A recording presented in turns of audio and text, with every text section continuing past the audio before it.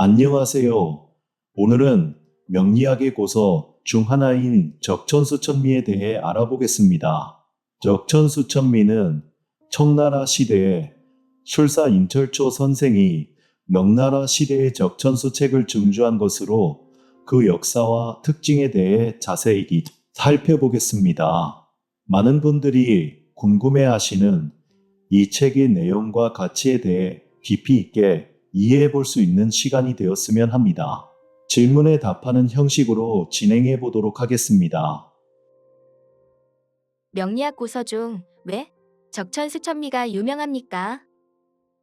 청나라 시대 적천수천미 책은 기존의 고급 관료들이 쓴 책이 아닌 일개 술사인 임철초 선생이 호구지책을 위해 명리 상담업을 주업으로 하면서 실전의 경험을 쌓아 자신의 학문을 나타내기 위한 명나라 시대에 있던 적천수에 증주한 책입니다. 적천수천미는 청나라 시대 책이라고 했고 명나라 시대에 있던 적천수 책에 증주하셨다고 했는데 차이점에 대해 자세한 설명 부탁드립니다. 적천수 저자는 송대의 경도인데 정사에서 기록을 찾을 수 없습니다. 그의 실존 여부 또한 분명하지 않습니다. 원주자는 원말 명대개국 공신인 유기입니다. 송나라 시대의 적천수에는 A4 2장에서 3장 정도의 상당히 응축적인 음양오행 이론을 시적 용어로 적어 놓은 내용입니다. 경도가 짓고 유성희가 주성을 붙인 것으로 전해집니다. 경도는 시대적으로 전설의 인물입니다. 중국의 사상에는 자기가 글을 써서 책을 만들어도 직접 만들었다고 하지 않고 가탁이라 하여 신비한 자나 유명한 자의 이름을 앞에 내세우는 특징이 있습니다. 이에 적천수의 시적 문구에 주마다 글 해석을 해서 문장마다 소상히 설명해주는 문체나 해석 능력이 고급스러워 더욱더 청나라 개국공신인 유성희가 했다고 학자들은 생각하고 있습니다. 이 적천수 책 내용은 학문적 깊이가 있는 사대부적인 학자들과 권력가들만의 취미생활이자 보물이며 기기로서 세상을 다른 차원으로 바라보는 사고하고 사유하는 글이었습니다. 인쇄술은 후대의 청나라에 와서야 발달되었습니다. 이전에는 책을 직접 한 땀 한 땀 필사라해서 옮겨 적었습니다. 현대도 그렇지만 후대의 청나라 시대 출판은 비용이 만만치 않아서 쉽게 인쇄할 수 없는 구조였습니다. 시대가 흘러 후대인 청나라 시대 임철초 선생이 적천수 책에 문장마다 생각을 실고 해당 이해하기 쉬운 명조풀이의 예시를 실어서 증주하였습니다. 현대적으로 표현한다면 업그레이드라고 할 수 있겠습니다. 아니 완전 편집이라고도 할 수 있습니다.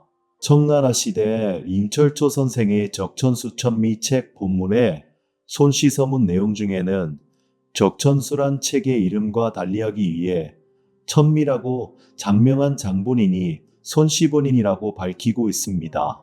이로써 적천수천미가 탄생되었습니다. 이 천미라는 제목의 글에 찬양하는 글을 가끔 단행본에서 볼 수 있는데 책의 본론과는 전혀 관계가 없어 다시 한번 되새겨 보아야 하겠습니다. 손 씨는 어떻게 임철초 선생 적천수 책을 지니게 되었고 적천수천미를 출판하게 되었나요? 내용 중 손씨 서문이 생기게 동기가 무엇인가요? 청나라 원수사는 명리탐원 저자로서 유명한 학자입니다. 손씨 아들 보제와 오랜 친구인 진신장과 임예향이 함께하여 적천수천미의 내용을 살펴보다가 이 책의 출처를 관복거사가 기록한 발문을 보고서 이 책이 해녕진 씨가 몰래 저장해온 책인 것을 알 수 있었습니다. 관복거사가 필사했던 책을 구장영원 주인 손 씨가 소유하고 있었고 손 씨 아들 보제와 오랜 친구인 진신장과 임예향이 함께하여 손씨의 경제력에 적천수천미라는 이름의 책으로 출판하고 유통하게 되었다고 했습니다. 이에 손씨 서문이 생기게 동기이고 원수산 서문이 생기게 된 이유입니다.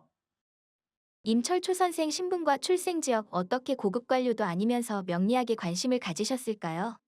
적천수천미의 원수산 서문을 쓴 원수산은 리천리, 설하고와 함께 중국 근대 명리대가로 알려진 사람이며 저서로는 명리탐원이 있습니다. 그 또한 과거에 급제를 하지는 못했습니다. 원수산 서문의 내용 중 적천수천미 본문에 기록한 주해를 살펴보며 글에는 명리학 고서의 이론 중 스타일을 찾을 수 있습니다. 명리학원과 자평진전에서 내용을 채택한 것으로 사료되는 바 약원은 해녕 진소암이 저술한 책이고 진전은 산음 심요첨이 저술한 책으로 이 두 사람은 모두 절강 사람이라는 것을 유추할 수 있었습니다.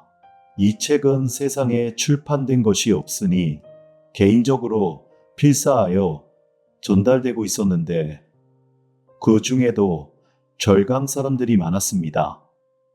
진소암은 강희 5년에 사망하였고 신여첨은 건룡 4년에 진사가 되었습니다.